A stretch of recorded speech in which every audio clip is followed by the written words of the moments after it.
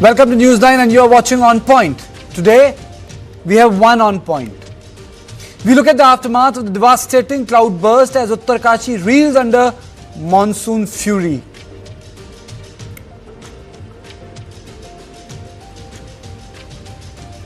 Now let's take a quick look at the headlines. Cloudburst triggers flash floods in Uttarkashi's Dharali village, at least 5 dead, many missing, rescue operation underway. India-Philippines announced strategic partnership after bilateral talks between Prime Minister Modi and Philippines President Ferdinand R. Marcos Jr. in New Delhi.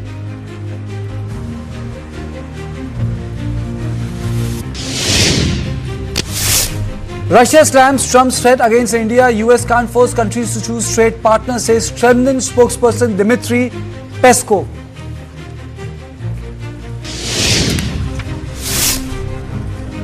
In an exclusive to CNBC, US President Donald Trump has claimed that he will substantially increase the 25% tariff hike for India in the next 24 hours. Satyapal Malik, Jammu and Kashmir governor, during Pulwama attack, Article 370, dies at the age of 79 from kidney-related ailments. Leader of opposition Subhendra Adhikari's convoy attacked in West Bengal's Cooch Behar en route to SP office.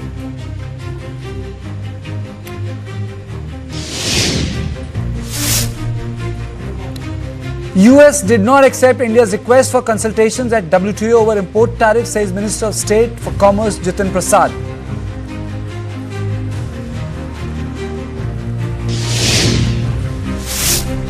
TMC accepts Kalyan Banerjee's resignation, names Kakoli Ghosh Dastikdar as Chief Whip in the Lok Sabha.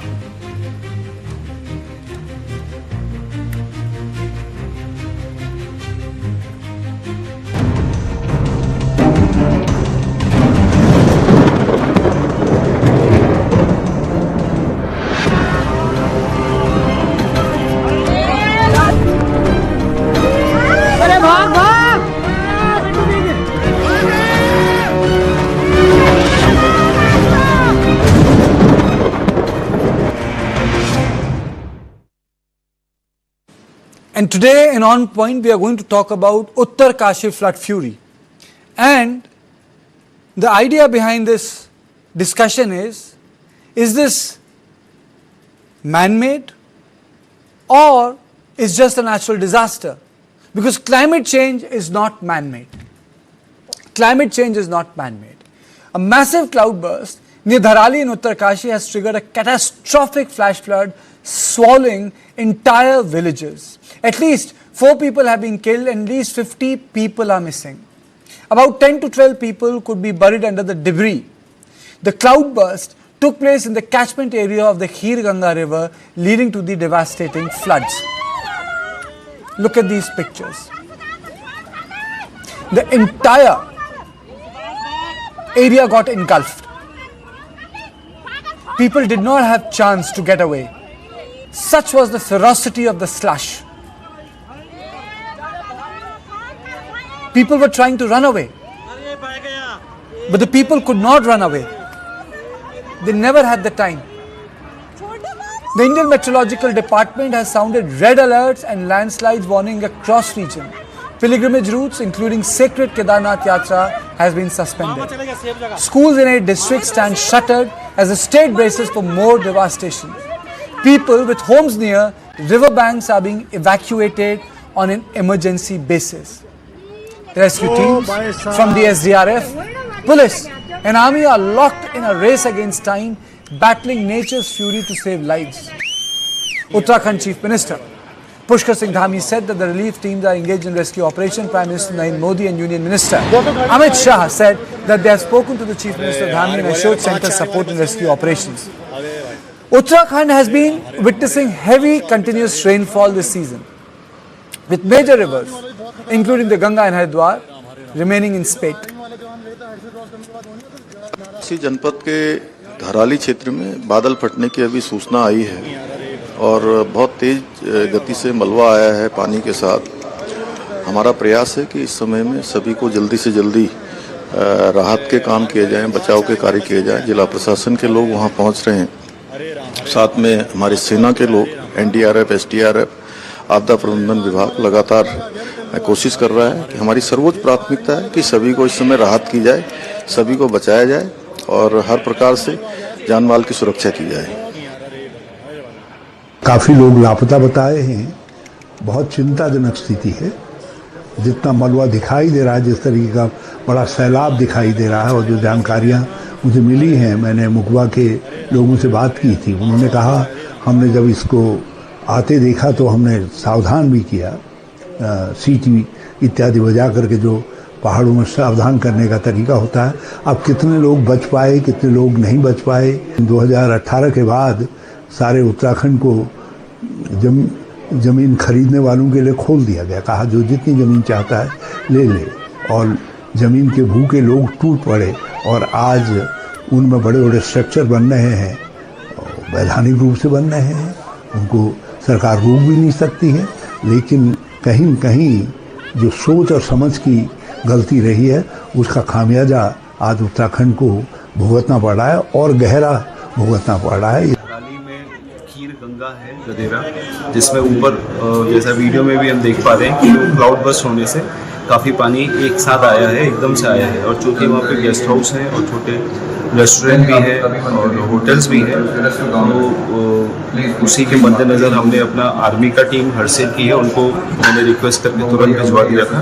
और उनका भी कभी मेरे phone पे अभी network पे मेरे connectivity थोड़ा वीक हो रहा है, वहाँ पे कनेक्ट नहीं हो पा रहा है, लेकिन कुछ एक लॉसेस की सूचना है। तो 4 लोगों का उन्होंने मुझे बताया था कि लॉस का आया है और प्रॉपर्टी का लॉसेस भी है। तो हर तरह से हालात पर निगाह रखी जा रही है और प्राथमिकता वही है कि लोगों को सुरक्षित स्थानों पर पहुंचाया जाए, और हमारी आर्मी, एनडीआरएफ, एसडीआरएफ की टीमें वहां लगातार लगी हुई हैं। स्थानीय लोग की मदद से लोगों का रेस्क्यू किया जा रहा है। देखिए, ये जो घटना हुई है तकरीबन 2 बजे हर्षिल गांव में, इसके बाद तुरंत जब सूचना मिली तो एनडीआरएफ की 3 टीमों को मनेरा, बटकोट और बरकोट और देहरादून से रवाना किया गया है, और वो रास्ते में हैं, जल्दी पहुंचने वाली हैं। हमारी जो एक टीम है उसमें 35 मेंबर्स होते हैं, और पूरी तरह से वो सभी सामान के सामग्री के साथ लैस हैं। और ये जो ऑपरेशन होगा, बेसिकली ये जब क्लाउड बर्स्ट हुआ है उसके बाद जो फ्लैश फ्लड हुआ है, उसमें मलबे में दबे होने के लोगों की संभावना होगी, तो उस नज़रिए से टीमों की तैनाती की गई है और सारी सामग्री के साथ वे रवाना किए गए हैं। Now the question is that whether it was an impending climate change or a man-made disaster. Why did this happen? Because cloudbursts do take place in Himalayas. The watchdog, National Green Tribunal, has issued several environmental warnings in Uttarakhand over the past few years.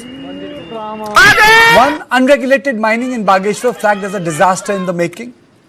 NGT said it reminds them of 2023 Joshimath subsidence crisis. Unsafe practices like vertical excavation, dumping debris into streams and mining near homes. Springs drying up, groundwater contamination, crop loss. Satellite imagery confirms land deformation near active mines. Region lies in seismic zone 5. NGT orders halt on mining in sensitive zones pending seismic studies. So what happened in Joshimath in 2023? I'm just recounting the issues that plague confronts Devabhoomi. Over 800 homes cracked overnight due to land sinking in Chamoli district. Ground sank over 30 centimeter. Blamed on unplanned construction, tunneling for hydropower and poor drainage in fragile terrain. Town built on ancient landslide debris, highly vulnerable. Experts warn that the cloudbursts in Uttarakhand are intensifying due to climate change and fragile mountain terrain. Now let me recount. It's not as if this has happened for the first time. August 2025, twin cloudbursts in Uttarkashi, 4 dead, 50 plus missing. June 2025, Yamunotri highway cloudburst triggers landslide. 2 killed, Chardham Yatra halted. August 2024, Kedarnath Valley hit by cloudburst, landslides reported. August 2024, Dharali cloudburst washes away Eatery, 2 dead. September 2022, Dharchula cloudburst near Nepal border triggers flash floods. So it's not as if these cloudbursts are new. The larger issue is, are we reclaiming this nature, a part of the nature which does not belong to us? Why are we building houses in areas which a river in Spate will reclaim? Are we not respecting the Devabhoomi? Why do we promote low-cost tourism, which has become a bane for Uttarakhand?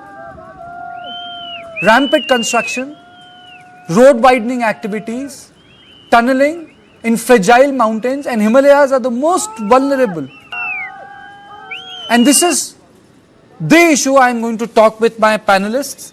I am joined by Dr. Vibha Dhawan, Director TERI, Devi Goenka, environmentalist, Joseph Hoover, environmental activist, Professor Santosh Kumar, Senior Advisor and Head, Risk Management Division, National Institute of Disaster Management, and Professor Prasanajit Biswas, Professor of Philosophy, Northeastern Hill University. Thank you all of you for joining me. It's a sad day. Let me straight away go to Dr. Vibha Dhawan. Madam, your opening comments on what has happened. Is this just a natural disaster, or are we looking at issues which are man-made, which is climate change, rampant construction, bad planning, and things which our Himalayas cannot sustain over a long period of time? Very true. Yeah, thank you. And you're absolutely right. It's a very sad day. And you also mentioned that cloudburst is something which is not new. What is new is that they are occurring at a very great frequency compared to what happened in the earlier years.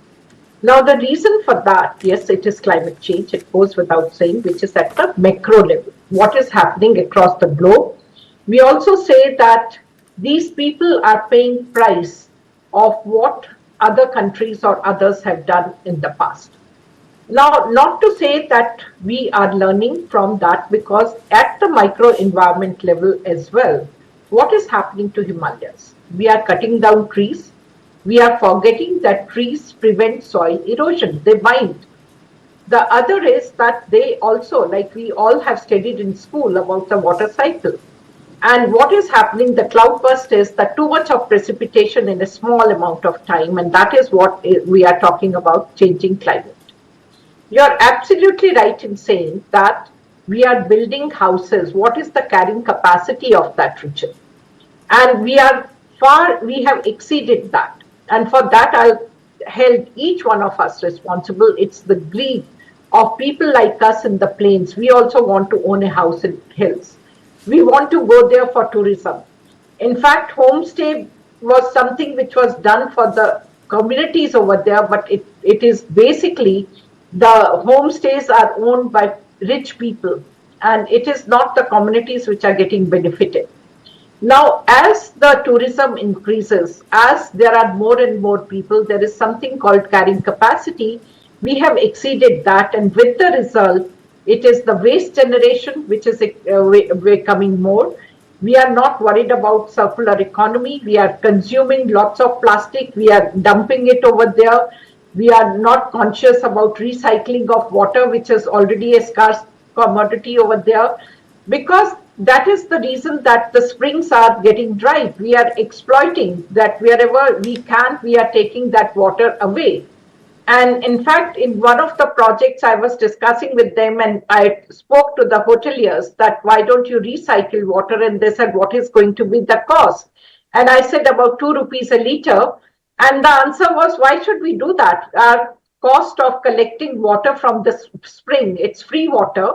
So it's only transportation cost which costs us a rupee. So why should we recycle? But then if we are stopping that spring water at a certain height, we are not going to have any water available thereafter. And that is what is happening. It is very unfortunate, because what these pictures, they are really so disturbing.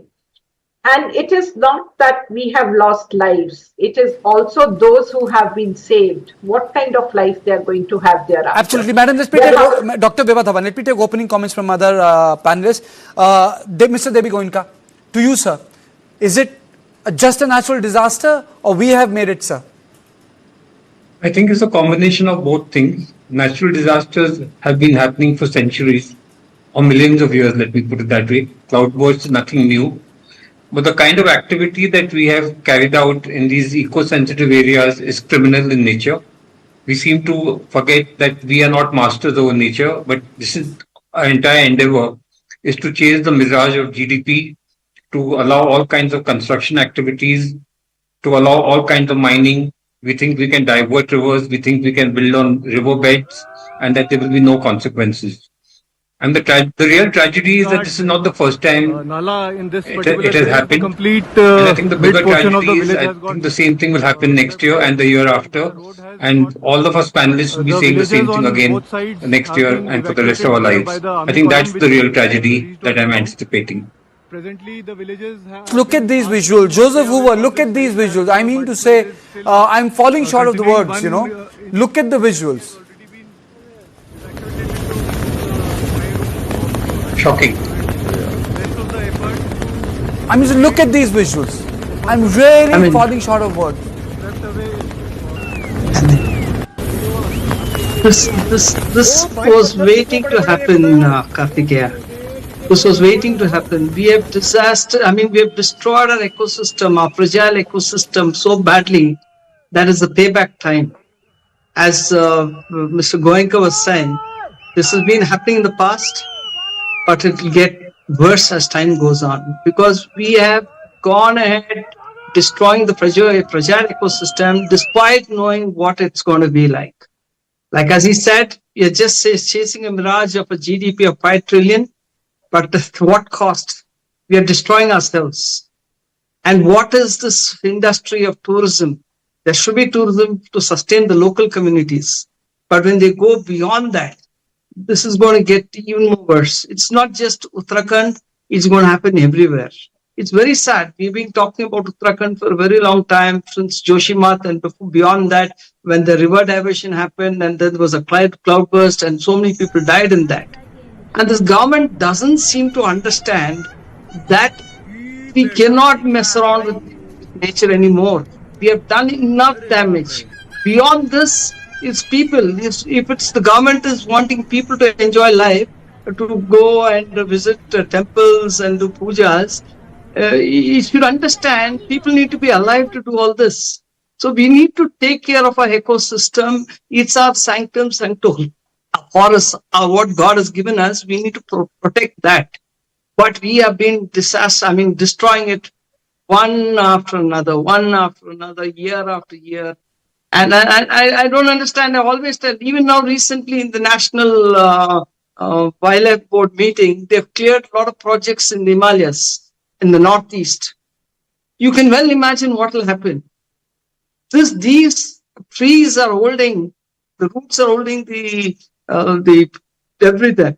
And if they're going to continue destroying the Northeast as well, you can magnify this disaster by another 100. For the rest of our lifetime, we'll be only discussing about disasters in the Himalayas and in the Western Ghats. It's really sad. It's really sad that despite being knowledge, we know what it is. We have common sense. Despite that, we know what has happened in the past. And we know what will happen as well. And yet we do that. That is the most painful thing. I request our government, please stop messing around with the fragile ecosystem in the Himalayas. It's too fragile. It's one of the newest hill development there. So you're still going to mess around with it? I'm sorry. We need to stop that. Stop chasing GDPs. Joseph, let me take opening comments from my other two panelists. Professor Santosh Kumar, my question to you is: what remains the biggest challenge for people involved in the relief measures? Terrain is tough. The water is there. Rain is happening. We have seen what happened in Wayanad. I mean, it was very difficult to recover bodies or look out for people who are in debris. So what becomes the challenge for those who have to be involved in this rescue operation, sir?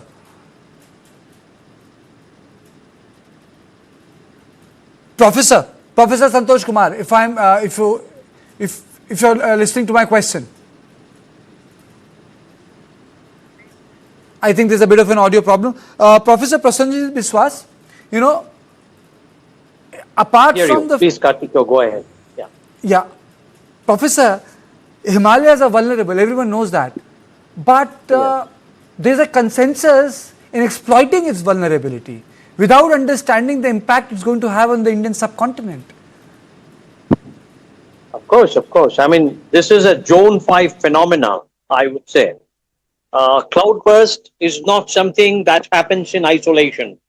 A lot of causative factors and also various kinds of disruptive factors of nature come together to cause a cloudburst. And the cloudburst results into this massive mudslide. It's all connected to underground Zone 5 tectonic activities as well. Now, without having a good measure of all this, if the so-called developmental work is carried out in the form of destroying whatever remains of the top of the soil and whatever is below the soil, then it multiplies the disaster. It brings more such incidents of tragic nature. And we are left completely helpless. But someone has to take the accountability. Those who are doing it, they are guided by certain interests. And those who are supporting and promoting this at the behest of those vested interests are also to be held accountable. Now, no conscience is left. It can be seen clearly. When the disaster comes, rescue operations become the imperative.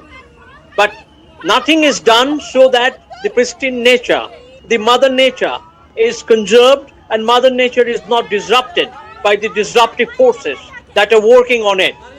So we need to have an ethical standpoint here, which goes completely missing in the name of a certain kind of developmental pragmatism. So we need to reintroduce a kind of a ethico-legal standpoint. Legally, certain actions have to be banned. Are we able to ban construction on the fragile Himalayas? Construction like road construction, tunneling, blasting, all these need to be a blanket ban. But if this ban is not supported by the developmental lobby, by the contractor and the construction lobby, such disasters are going to repeat. It's not going to be the last one. Therefore, we need to be extremely cautious, and our moral standing, moral compass needs to be readjusted. We need to bring back the ethico-legal perspective into this whole issue. Karthikeya. Okay, now let me read out something very, very important. And on this, we will have a conversation. You know, a cloud blanket, it's 70% of Earth's surface at a given point of time. That's the cloud blanket. They are like thin layer of floating ocean with enough water to cover the entire surface of Earth with an about 1 inch of rain. A modest sized cloud, 1 cubic kilometer, may contain more than 5 lakh liters of water, equivalent to the mass of 100 elephants. Now, to my viewers, 1 mm of rain is about 1 liter of rainwater for every square meter. Hence, if a cloudburst is 100 mm per hour, this is 100 liter for every square meter where this occurs. For a small geographical region of 20 square kilometer, this is about 2 billion liter of water in an hour. That is a huge amount of water in short spell for small region. Now, we are talking about climate change. So people say that this is happening because of intense rainfall. No, sir, no, this is not happening because of intense rainfall. This is happening because of us, humans. Because we have created climate change. We have made our atmosphere warmer. And it is for this atmosphere that has become warm, its capacity to retain moisture has gone up. So before I go back to my guest, let me just take you through this data. Climate change is projected to increase the frequency and intensity of cloudbursts worldwide. As the air gets warmer, it can hold more moisture, and for a longer time. They call it Clausius-Clapeyron relationship. Let's not get into the word. With climate change, atmosphere is warm, it holds more water. 1 degree Celsius rise in temperature may correspond to 7 to 10% increase in moisture and rainfall. This increase in rainfall amount does not get spread moderately. So what will happen? As the moisture holding capacity of air increases, it results in prolonged dry periods, intermittent with short spells of extreme rains, more deeper cloud forms, and the chances of cloudburst also increase. So, Dr. Vibha Dhawan, clearly we are creating calamity and poor people are suffering. Poor people are suffering. You're absolutely right, and that is what I said in my opening remarks as well, that for no fault of theirs, they are suffering. But I won't say, because what is required is we want adaptation mitigation. So that was the macro level impact what they are facing today. But then if we look at what are they doing, are they stopping that no construction should be done in my region? Or they are very happy with the development because they feel there are more job opportunities, I'm getting better rents or homestays which largely are done by the real estate and not the locals. So today they are not stopping or they are not looking at sustainable development. They are only looking at development and how they will be financially benefited without realizing that if they are not there or in one go they lose everything, they should stop it today. They should be planting more trees. They should be looking at that the houses should not be built just across too many houses across the river, or because we want river view kind of houses as well, and we are not building very close to the roads, and we are having proper designing of the house, because today they don't even have proper planning. It's just that they'll have few pillars and construct without thinking that there can be an earthquake and water coming or cloudburst or any of those calamities. And with the result, there are more losses of lives as well. So adaptation mitigation is to be taken care of. Dr. Vibha, my problem is it's like talking about organic farming. People, these companies do organic farming at the level of industrial production. It's like sustainable development. Let me go across to Devi Goenkasa. It's about sustainable development, ecotourism. But it has been, I think, misused so much that if you go to Uttarakhand in name of sustainable tourism and in name of ecotourism, I mean to say the entire rural infrastructure has been destroyed. Every residence, I'm not against employment, but every residence, residential area has been opened up. You have tourists everywhere. You have plastic everywhere. People are constructing house everywhere without realizing how fragile the terrain of the Himalayas is. So what was supposed to be organic, eco-friendly, resource-friendly is turned into another horror story because people have bent rules there. And the government is looking the other way because, it's more revenues. That's absolutely correct. In fact, these are all very convenient labels for people to hide behind. And, it never ceases to surprise me that your chief ministers, your bureaucrats, your disaster management people claim that they didn't know about this. They didn't know it was going to happen. They didn't know it had happened before. And they don't know that all the laws are being broken when they allow construction in these very fragile areas. I mean, these are hundreds of buildings coming up on the floodplains of a river. Year after year, the disaster is happening, and yet no steps are being taken to stop this from happening. Court orders are being flouted openly. And in fact, even today, if you look at the recent trends of orders of the court, they are more inclined to allow all these destructive projects rather than stop them from happening. And it is at the end of the day, the common man who is suffering. This is a loss that people who have lost their loved ones, their families, they are going to be the worst sufferers. I mean, property may come and property may go, but I think once a life is lost, it's gone forever. The other thing I want to point out... Mr. Goenka, I'm just saying, look at these visuals. These visuals tell you the story. The ferocity of the nature, the monster we have unleashed. People didn't have the time to escape it. It is so sad. No one had time to escape. Just look at these visuals, sir. And then you can make your point. That's the other point I was coming to, because one of the district magistrate or the commissioner said that the network is poor. So even after the disaster happens, they don't actually have modern communication system in place to take care of relief efforts. I mean, they don't seem to have wireless, which is I think must for all police stations and police. The mobile network, obviously the mobile towers have been knocked down. There will be no network. But the point I'm trying to make is even after all this, even after we have access to all the modern technologies, the satellite mobiles, this, that and the other, we are still not able to communicate with people in a disaster situation. And as I said, this is not the first time this has happened, and this is not the last time that this is going to happen. So government actually has to do a very, very serious rethink on what is their priority. Do they want more dams? Do they want more roads? Do they want more tunnels? Do they want more construction on rivers? Do they want to lose more people?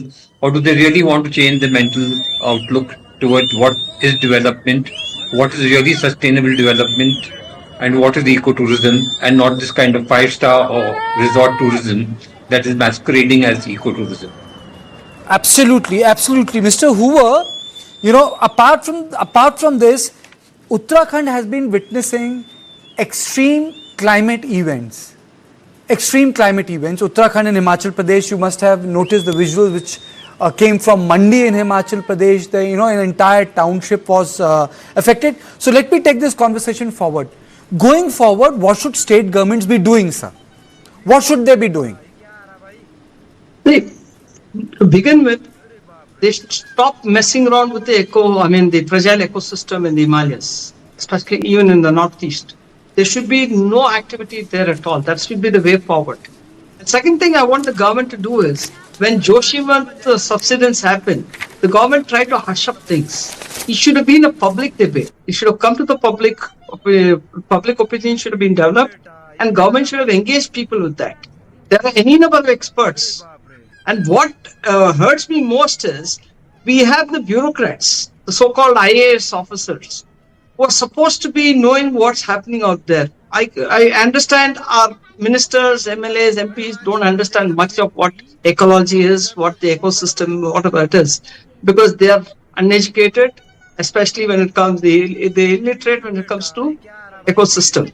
So it is the responsibility of our bureaucrats who have just allowed this to happen again and again. When they knew this happened, Joshimath happened, they should have immediately understood, yes, there's more to happen, more tragedies to come upon. They should have stopped immediately.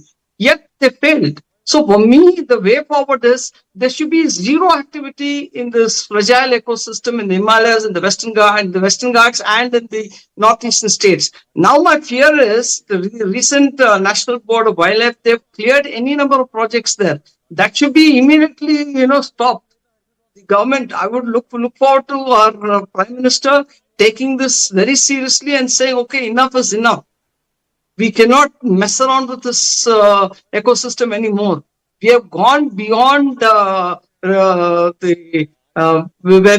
no redemption now. Actually, look at it. We have crossed the threshold of redemption, and we are in a disaster zone. It's not just India, it's across the world. So when we know this is happening, it is for the government to say, okay, this is what has been happening. This is what we have experienced, and we fear this is going to happen. We need to stop. And there has to be consensus among the people, there should be a political will, and there should be opinion from the people. People should start talking about it. As for the guest speakers are saying, this is being exploited by the rich, the resort mafia, the 5-star mafia. They are the ones who are exploiting it. For them, it's money. For the locals, they are the ones who suffer. My heart goes out to each of the family which has lost people of their family members. I mean, how long are we going to take this? We have had, as you rightly said earlier, what happened in Wayanad. Even now they are having development in the same Churumala region. You go to the Western Ghats, the government has cleared the Western Ghats to be, plundered. So where are we going? We have learned, we know what has been happening, and we know what's going to happen. Despite that, if we continue doing this, we are fools. For all the education, for all the knowledge we have, God has given us common sense. Even that has not been applied. I think as a people, we have failed, because if we start talking, if everybody voices their opinion, I think there has to be some kind of a movement. People's movement has to be there, because we need to tell the government, please, government, leave us alone. We have had enough of this. We don't want enough. We have had enough. We don't want any more of these disasters. I think it's the people's responsibility now. If the governments are not listening, I think it is for us to be on the street, to tell everybody, yes, we have enjoyed life and we know what is happening and what will happen. So let's stop at that. Even now, there is an hope that we could see. As far as the climate crisis is concerned, we are already in a climate emergency. Everybody knows what's been happening. The extreme climate events have been hammering us. Despite that, if we allow development to go on in all these fragile ecosystems, we are nothing but a foolish society. I would say that. I would, including me. We raise our voice, but without the support of the people, we cannot do much. As environmentalists, as activists, we can only push that much. If people don't support us, I blame the people because people are keeping their mouth shut. No, there are two things. We can also do something like that. Professor Prasenjit Biswas, can there be a Bhutan model, where they limit the inflow of people? And secondly, in last 25 years, there's a huge debate that has taken place, which is imperatives of environment, but needs to be balanced with the issues of security. And that's where, the conversation or debate ends. Because when you use the word security, the entire conversation ends because security is paramount. So what's the way out, Professor? Yeah. I mean, there is a nexus here between security concerns, I would say, and also this vested interest of exploration of various kinds of minerals, etc. Now, how security can be aligned more to the ecosystemic goals than to the goals of development? That's one question that security establishment must rethink very seriously. Because as it is, climate change is endangering any security measure. So no amount of security measure is going to protect the people. It will finally be a kind of an armed warfare. But by the time the entire environment is destroyed, as it has happened during when napalm bombs were thrown in south of Vietnam, you could see the gorges and how it has destroyed the pristine nature. So warfare is connected to the destruction of nature. And now comes the second important aspect of it. How do you manage the river? How do you manage plants, flora, fauna, and the underground resources? So all that have to be combined together in an integrated model after assessing the risk, of course. And risk assessment should be on a long-term basis. Should not be in terms of some monetary valuation, which is happening now. So there are some systemic issues that has resulted into this kind of a disaster. Then comes the question of people who are hankering for certain kind of profiteering. They find pristine hill slopes as the land for profiteering. They erect all kinds of infrastructure and they do not get any kind of a response. Whatever they are supposed to collect as a feedback, they don't get it from the government, from the scientific community. So they go one off and finally we encounter this kind of a disaster. Therefore, a preventive measure on our own activity is the primary requirement, I would say, Kartiko. Absolutely. I'm also joined by Vimlendu Jha, environmentalist. Thank you so much, sir, for joining me on this show. These are heart-wrenching visuals. We were discussing how instead of Himalayas being seen as nurseries of, or a nursery of life, or a nursery of life for Indian subcontinent, for river, water to be available to us, we see it as a unit of resource extraction, tourism, employment, timber, mineral, power, security, road, and in end, we end up destroying it. So we were talking about what needs to be done now.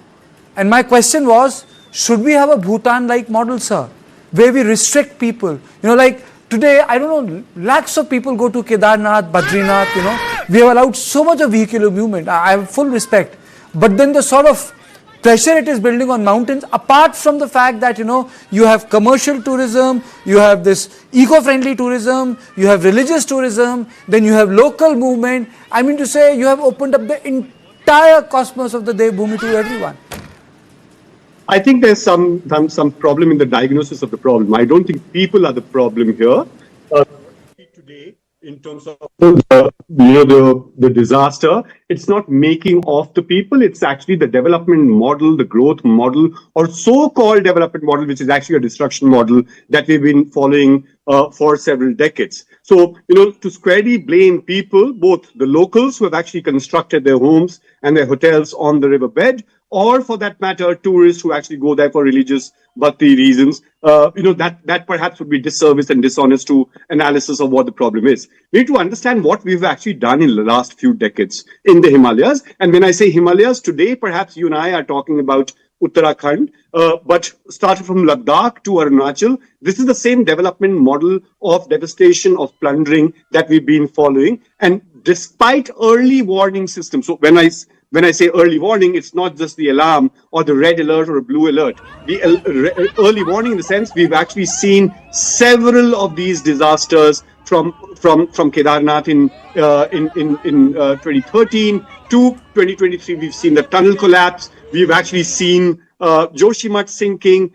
Last 1 month, we've actually seen what's actually happening in Himachal, where Supreme Court actually mentioned that, perhaps Himachal is going to disappear very, very soon. All of these are enough warnings that we've actually received from Mother Nature. And despite that, there's nothing that we've changed. Look at what's the pursuit of the civilization. And basically, by civilization, I mean the government. Look at the Char Dham road project that we're talking about, which is one of the biggest disasters for the Himalayas. Indeed, on paper, of course, it looks really great, because we talk about 900 kilometer of a 10-meter road, all-weather road that we have constructed.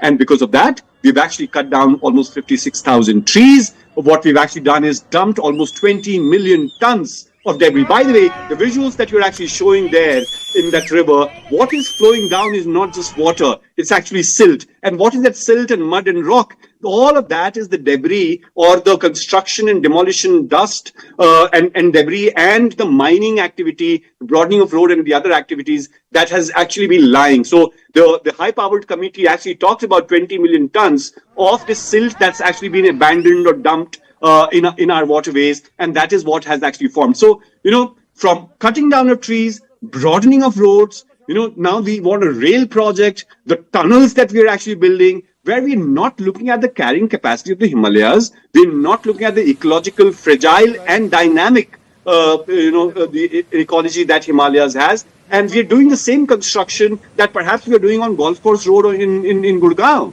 So, our sense of logic and science is completely abandoned. Our pursuit is a particular kind of a development model, which is sporadic, immediate comfort and convenience, rather than looking at this. Like, look at this. Look at what's happening in Dehradun and Mussoorie, for that matter, or the entire Himachal. We're building, blasting the Himalayas, a fragile ecosystem that our scientists are telling us, so that we can reach a place from A to B faster. Now, reaching from A to B faster, is that more important? Swift mobility is more important, or our dependence on Himalayas is for air, for water, for timber, for our entire weather, for our agriculture, for our economy? All of that is suspended, or actually, in a way, put at risk because of this mad pursuit of development model that we're talking about. And by the way, is this the last flash flood that we're talking about in the cloudburst? No. Chamoli has a red alert for tomorrow. God forbid anything happens, but there's no guarantee. Look at the number of landslides. And by the way, you and I are only discussing two cloudbursts that happened. In last 1 week, there are more than a dozen cloudbursts that have taken place in this particular occasion, because it's a place which actually has more. Mr. Jha, climate change is here to stay. And the cloudbursts and the frequent cloudbursts are also a result of climate change. So in terms of resilience, what needs to be done? So, see, cloudburst will happen. But cloudburst induced damage, can that be controlled? And this is not new. Please understand, flash floods have been happening in Himalaya since 1978. But the impact of those flash floods or cloudbursts on human population, infrastructure is accentuated, is multifold, because what we have done is that we have not looked at the slopes. We have looked at when you cut down 56,000 trees in a loose soil-like place called Himalayas. What do you expect? That silt is not coming from some other place. That silt actually is dumped. So 56,000 trees, several blasting, almost 900 kilometers of a 12-meter road, concrete, all-weather road, tunnels that have been built for railways and all of that. So therefore, we need to understand climate change has to stay. But climate change affects, different ecologies and different places have different carrying capacity. Mr. Jha, what do you do? Mr. Jha, you made a very important point, but what do you do at the fact that, the number of construction projects, the number of power projects that have been cleared in the last 25 years are like this? Absolutely, and that needs to stop, and that's why I'm saying I'm party agnostic. Fine, as in I'm not even talking about this regime, and therefore it's not just about a BJP government or a Congress government or whichever government. Therefore, the paradigm, the development path that we're following, where we think that we can live for today, broaden our road, increase our convenience. So there's a difference between standard of living and quality of life. Our pursuit as a nation has only been to improve our standard of living and compromise quality of life. And whose quality of life or so-called standard of living are we talking about? We talk about urban electricity. We talk about urban mobility. It's about cars moving faster rather than the poor people who actually migrate. If you look at the migration data, if you look at the drought data, if you look at the river health data of the Himalayas, all of it is in shambles, and there are enough reports of the government itself. Forget about independent studies that's actually been done on ecological plundering that have taken place in the last 2 decades. Goenka, very, Mr. Jha, you stay with me. Very important points you made. Mr. Goenka, there's a old saying, कहावत होती है पहाड़ों में, कहते हैं कि पहाड़ का पानी और पहाड़ की जवानी कभी पहाड़ के लिए काम नहीं आती है. When I look at these visuals, sort of havoc and the destruction that the water has caused in this area, I don't think people are going to forget. But do you think that these models of development, as Mr. Jha was talking about, is going to change in the near future, because there's so much of financial and economic interest that is tied, and that is far more durable than ideologies and public or the studio debates? I don't think we have a choice. I think it has to change. We've seen what is happening also in the Northeast. We're now facing a situation where China is going to be building a huge dam in the Himalayas. And instead of trying to get that dam stopped using international pressure and whatever mechanism we have at our disposal, we are actually now going to be competing with China and building even more dams along the Brahmaputra and in the Northeast. So I don't think we have learnt our lesson as decision makers, but I think it is up for the public to tell the decision makers now that enough is enough. We can't allow our country to be destroyed by this kind of activity. And this is not really development the way that I understand the word development to mean. This is really destruction of our natural assets by constructing artificial assets which don't last very long and which kill hundreds of people year after year. I mean, this is not really the word. Development is not the right word to use for this kind of activity.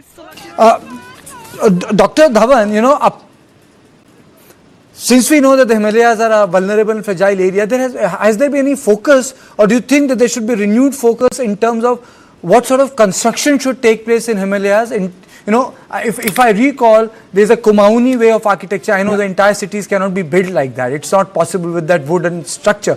But at least there can be some guidelines in context of traditional sustainable structures, which use less cement, and as Mr. Jha was saying, not part of that developmental model where the bricks and the cement and the steel, the glass, everything, is used blindly.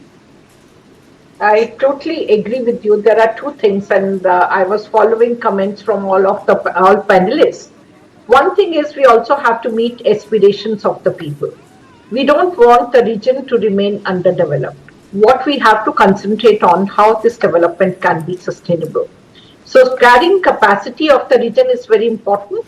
Let's look at, and we have already done as an institute for Ladakh, like rather than carrying bricks and mortar from the plains, it is the natural mud wood, pressed mud houses which can be constructed over there. Use of renewables. So all those things, they are possible to some extent. So it is the development has to take place, and what we have to look into that it has to be sustainable. And somewhere it is that we should put a full stop to multi-storied buildings, and there should be very strict laws, because you also need to have very strong foundation. And we have to look into, for that building that strong foundation, can we afford to really bulldoze the mountains to that an extent? So all that careful study is required, and more research is required. It's the risk assessment, it's the modeling part of it, and that's how we'll find the solution. Okay, let me play out another visual for you. I know today a lot of environment disaster visuals have come out. This has come from Tunnel 7 at the Rabijhora, which is along the under construction Sevok-Rangpo railway line. Just look at the visual. This incident happened outside the tunnel portal, but no casualties have been reported so far. Now, this Sevok-Rangpo railway project, which connects West Bengal to Sikkim, is strategically crucial both from a defence and tourism point of view. The region is known for its fragile geology, and incidents like these pose serious challenges to the construction timeline and worker safety. These are dramatic visuals. I'll play them again. I'll play them again. So a railway line is being constructed.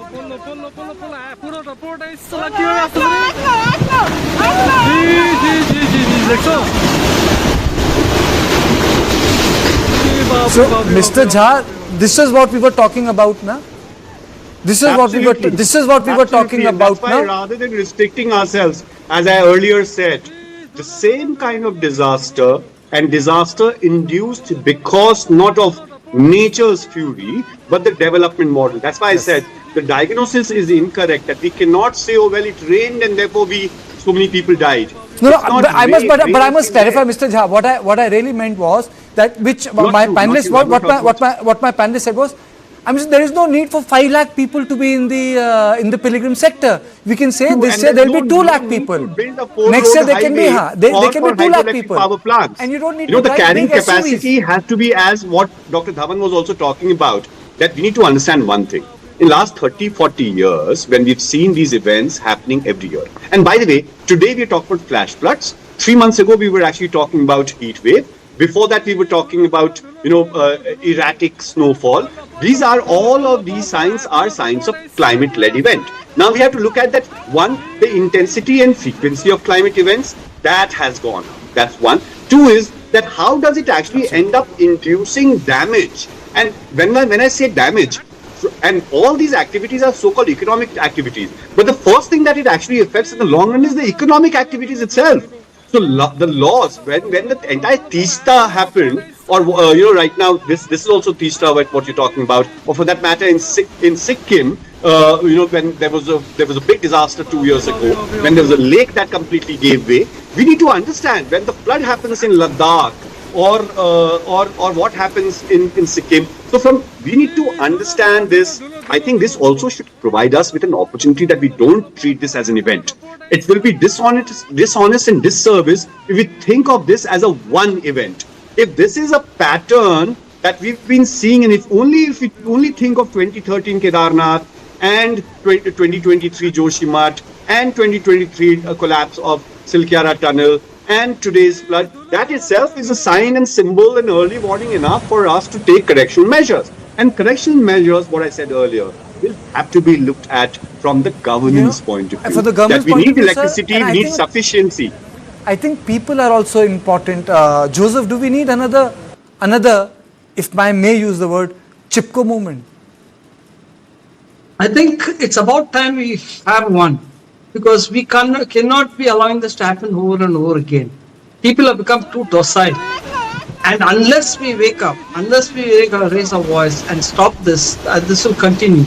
See, for this reason, hearing for the ecological imbalance which will be caused by this development activity in the Himalayas, we had gone to the court. We had filed a writ petition. So you're talking about this Chardham project. But you know what happened? They said there should not be any road activity, road development over 100 kilometers. But the government was so smart, they split it into 30 kilometers and made it 100. So this is how they came about defeating us, the court. We are hoping that we'll revisit the petition, and we're hoping to get a fair judgment, because I think the judiciary also should be aware of what's happening right now. We are hoping at least the judiciary will intervene and say, okay, enough is enough, we need to stop somewhere. If the judiciary doesn't, I think it's the prerogative of the people to step in and do something. And it's high time we did that. It could be any kind of moment. We need to start that, because we cannot allow this to continue. I think one point that I want to make. Yes, Mr. Jha, before I close the show, I've got only 1 minute left here. Please go ahead. 1 minute left. Understand that this right now, what Supreme Court needs to also be held responsible for what we're seeing. This Chardham project, environmental impact assessment requirement was, which is 100 kilometer. They allowed that to happen, the short circuit, in the name of national security and national development. One.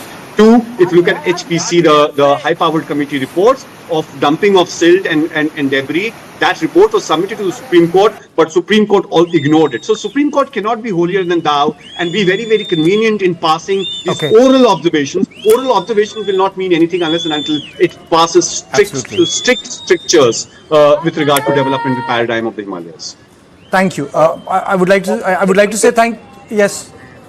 From the point of view of Northeast, it's actually a very alarming situation, and a disaster is in the waiting. That is something that national community should really look at, given the kind of developmental projects that are pursued in the same Uttarakhand way. So we are creating another Uttarakhand in Northeast. This is what I wanted to say. Okay, I've really run short of time, but thank you, for the conversation, which was enriching and riveting at the same time. And this is all I had in On Point today. And on a sad note, I would like to say that when we talk about the imperatives of security or economic development, or we say imperative of economic development to be balanced with the environment, I think we need to understand that if we do not nurture Himalayas, Himalayas will not nurture us, because it's the most and severely affected by the climate change. And that's the fact of the matter, which is man-made. So I'll see you tomorrow at the same time. Thank you and good night.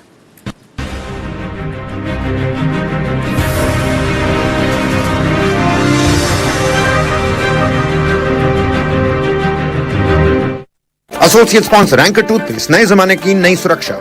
बढ़ता है, खेलता है, झूलता उछलता है, दौड़ता कभी कभी दौड़ कराता है, आगे आगे बढ़ता है इंडिया, अमूल दूध पीता है इंडिया। भाई ऑन रोड या ऑफ रोड? रोड ट्रिप पे किस बाइक की सवारी होगी, ये खूबसूरत चिंता आप करिए। 2 व्हीलर लोन की चिंता हम संभाल लेंगे with spot approval and loan up to 95%। Drama मतलब बेबो, स्वीटेस्ट मतलब लोलो, पार्टी मतलब जेलो, और 10 मिनट्स मतलब बिग बास्केट। 10 minutes मतलब बिग बास्केट, 10 minutes मतलब बिग बास्केट।